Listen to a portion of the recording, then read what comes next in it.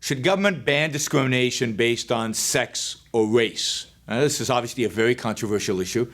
It is in the news almost constantly. And the answer to is no, they have no right to ban any kind of discrimination. Now, the government has no right to discriminate. Government has no right to discriminate. From the perspective of government, we are all equal. That is the meaning of, in the Declaration of Independence, the statement about, we're all created equal. From a perspective of rights, all of us have the same rights. So, from the perspective of government, it cannot discriminate. And if you think back about discrimination in the South, pre the Civil Rights Act, that discrimination was sanctioned by government, and much of the discrimination was government discrimination. There were laws in the books that differentiated between what whites and what blacks could do. There were laws in the books that defined, school districts and racial discrimination in schools and in other places.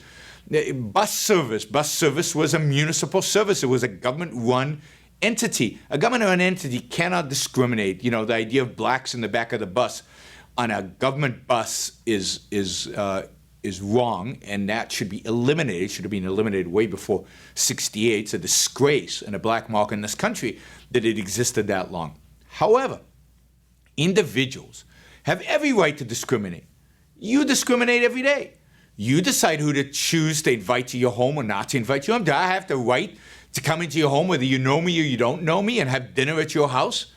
Or if you don't like certain types of people, whether rational or irrational your likes or dislikes, you have a right to choose who to invite into your home. There's no fundamental difference between your home and your business. It's an extension of you. It's your property. And you have every right on your property to decide who to invite in and who not to invite in.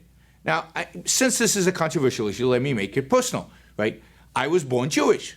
I think everybody has a right to put on their restaurant a sign that says no Jews allowed. Now, I wouldn't deal with the person who did that. I don't think anybody should deal with the person who did that. It's despicable. It's racist. It's collectivist. It's irrational. It's one of the nastiest phenomena in human history, this idea of racism and this kind of discrimination based on non-essentials. You have a right to be irrational. You have a right to be stupid. You have a right to be mean as long as you're not violating my rights. Since I don't have a right to walk into your restaurant, you're not violating my rights by discriminating against me or by excluding me from your restaurant.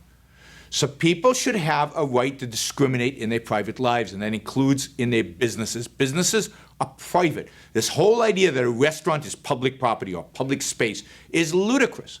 Somebody had to invest in it, somebody manages, somebody runs it, somebody owns it. And that means that somebody should be able to decide who walks in and out of that restaurant. Now, I also believe that in a truly free market, and in a country of generally rational people, this kind of discrimination would be eliminated because businesses that discriminated would be wiped out by businesses that didn't. So, for example, if somebody did have a sign that says no Jews allowed, nobody would go to that restaurant, including non-Jews, because they would say, I don't want to deal with irrational people like this. They would boycott the restaurant, and the restaurant would go out of business. If I discriminated in more subtle ways, I didn't hire the most talented person. I hired only white people, right? Then I would lose out because the blacks who were more talented than the whites, let's say, that I hired would go to work for my competitor and they would beat me in business. Now, this might take a while, but I would suffer. The discriminator ultimately suffers the consequence of the discrimination. Add to that the discrimination based on such non-essentials like race or sex. That is such an irrational phenomenon that is only the tip of the iceberg, I'm sure, of their irrationality. So they are failed human beings. Racists are failed human beings. And that failure would manifest itself in many, many other ways in their lives, and their businesses would crumble and get defeated. And it's the fact that didn't happen as fast as it should have in the South, for example, is a sad testament to how rational people, how much irrationality existed in the South during that period, and it's sad.